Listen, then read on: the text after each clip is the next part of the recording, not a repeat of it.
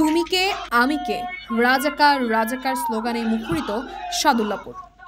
গাইবান্ধার সাদুল্লাপুরে চলমান কোটা সংস্কার আন্দোলনের অংশ হিসাবে বিক্ষোভ মিছিল ও ছাত্র সমাবেশ অনুষ্ঠিত হয়েছে। বুধবার সকালে সারা দেশে ছাত্র সমাজের উপর মর্মান্তিক হামলার প্রতিবাদে ও কোটা সংস্কারের এক দফা দাবিতে উপজেলার বিভিন্ন শিক্ষা প্রতিষ্ঠানের শিক্ষার্থীদের স্বতঃস্ফূর্ত উপস্থিতিতে বিক্ষোভ কর্মসূচি পালিত হয়। সাদুল্লাপুর সরকারি কলেজ শহীদ মিনার চত্বর থেকে একটি মিছিল বের হয়ে উপজেলার চার মাথার মোড়ে পৌঁছালে পুলিশের বাধার মুখে পড়ে, কিন্তু শিক্ষার্থীরা সাহসিকতার পরিচয় দিয়ে পুলিশের বাধা উপেক্ষা করে শহরের প্রধান সড়ক প্রদক্ষিণ করে।